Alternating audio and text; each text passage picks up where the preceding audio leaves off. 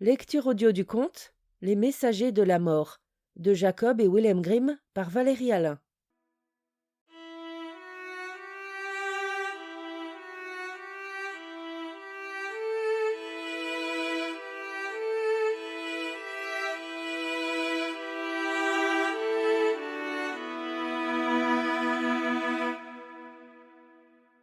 Un jour, il y a bien longtemps, un géant marchait sur la grande route quand un homme qu'il ne connaissait pas se précipita soudain à sa rencontre en criant « Halte là, pas un pas de plus !»« Comment, nabot que tu es, et que je peux écraser entre mes doigts, tu veux me barrer la route ?» dit le géant.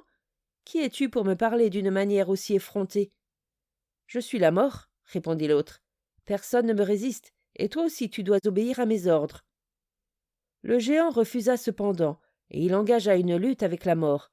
Ce fut un long et violent combat, au terme duquel le géant l'emporta et donna à la mort un coup de poing tel qu'elle s'effondra près d'un rocher.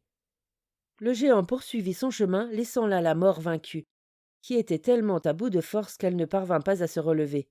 « À quoi cela mènera-t-il si je reste ici, gisant dans mon coin ?» dit-elle.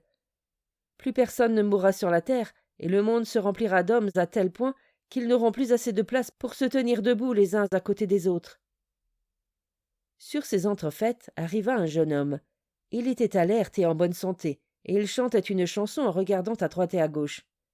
Apercevant le malheureux qui était sur le point de défaillir, il s'approcha de lui plein de pitié, le redressa et lui fit boire à sa bouteille une gorgée d'un breuvage fortifiant, puis il attendit qu'il reprenne des forces.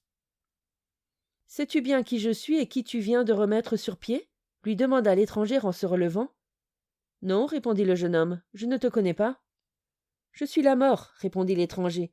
Je n'épargne personne, et je ne peux faire d'exception pour toi non plus.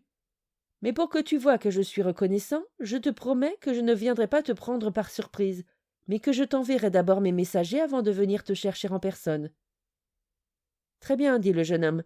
C'est déjà une bonne chose que je sache quand tu viendras. Au moins jusque-là, je n'aurai rien à craindre de toi. » Il poursuivit ensuite son chemin, joyeux et de bonne humeur, et vivant au jour le jour. Cependant la jeunesse et la santé ne durent qu'un temps, et vinrent ensuite les maladies et les douleurs qui le tourmentaient le jour et le privaient de repos la nuit.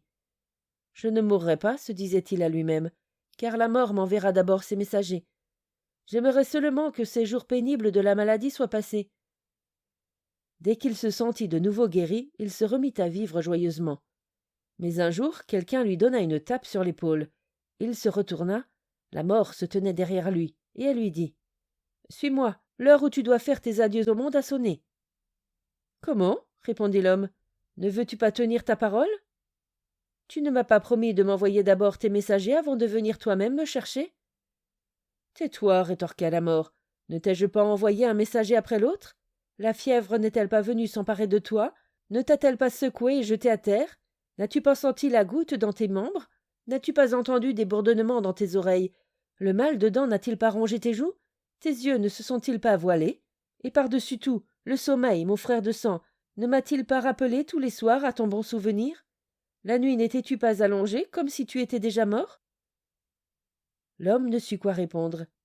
Il se soumit donc à son destin et partit avec la mort.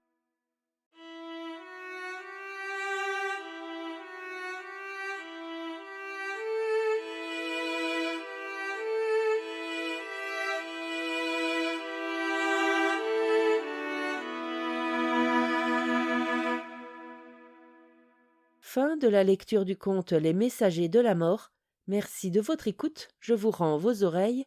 Cœur avec les doigts.